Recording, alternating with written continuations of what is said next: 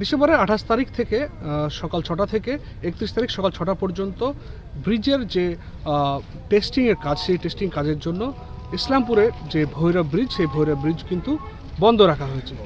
গতকাল আমরা দেখিয়েছিলাম যে অর্থাৎ 28 তারিখ আমরা দেখিয়েছিলাম রাত্রেবেলায় যে এই ভৈরব ব্রিজের দৌলতাবাদের প্রান্তে প্রায় 200 মিটার রাস্তা অন্ধকারাচ্ছন্ন, যার ফলে সন্ধ্যার পর থেকে সাধারণ মানুষকে ওই পার থেকে ব্রিজের এই পারে অর্থাৎ এই পারে কলাডাঙ্গা পেট্রোল পাম্পের পর্যন্ত, যেখান পর্যন্ত গাড়ি স্ট্যান্ড করা হয়েছে অস্থায়ীভাবে, সেই গাড়ি স্ট্যান্ড পর্যন্ত সাধারণ মানুষকে এই সন্ধ্যার পর আসতে কিন্তু প্রচণ্ড অসুবিধা হচ্ছিল। শুধু ও বৃদ্ধা নয়, মহিলা সহ বাচ্চাদেরও এই সন্ধ্যার পরে কিন্তু রাস্তায় আসতে অসুবিধা হচ্ছিল, কারণ আলোর অভাব। এখানে প্রশাসনের পক্ষ থেকে কোনো ধরনের আলোর ব্যবস্থা করা ছিল না। প্রশাসনের পক্ষ থেকে আগাম ঘোষণা করা হয়েছিল যে ব্রিজের বন্ধর বিষয়ে, লোড টেস্টিংয়ের ব্যাপারে আগাম ঘোষণা হয়েছিল, কিন্তু এখানে যে আলোর ব্যবস্থা সেটা হয়তো বা প্রশাসন করতে ভুলে গেছিল। তারপরে গতকাল আমরা নিউজ 4 বাংলা সেই প্রতিবেদন আপনাদের সামনে তুলে ধরি, যার ফলে তড়িঘড়ি প্রশাসন আজকে এই স্থানে আলোর ব্যবস্থা করেছে। অর্থাৎ গতকাল নিউজ 4 বাংলার খবর পরিবেশনের পর নড়ে চড়ে বসে প্রশাসন, তারপরেই কিন্তু এখানে ব্যবস্থা হয় আলোর ব্যবস্থা।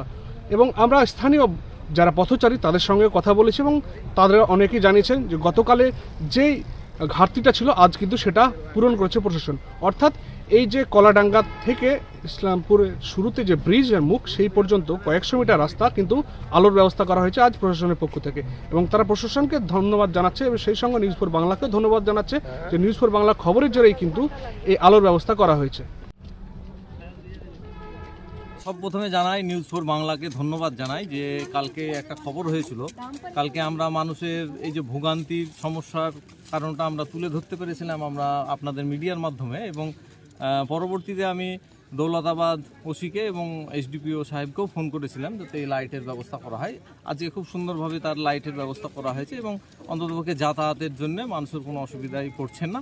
এখন আমাদের দেখার বিষয় যে ব্রিজটা কত দ্রুত সারানো হয়, এবং আমরা আবার আরেকটা আবেদন রেখেছিলাম যে শুধু ব্রিজ সারানোর পর একদম নিয়ন্ত্রণহীন যেন না হয়ে যায়, যাতে ওভারলোডটা অন্ততপক্ষে নিয়ন্ত্রণ করা যায়, এটা একটু প্রশাসনের কাছে আমাদের আবেদন। আবারও ধন্যবাদ জানাই প্রশাসনকে যে সুন্দরভাবে নিয়ন্ত্রণের মধ্যে দিয়ে খুব যত্ন সহকারে কাজটা চলছে। আমরা আশা করব খুব তাড়াতাড়ি এই কাজ সম্পূর্ণ হবে। দৌলতাবাদ থেকে খালিদ মুস্তফা, নিউজ 4 বাংলা।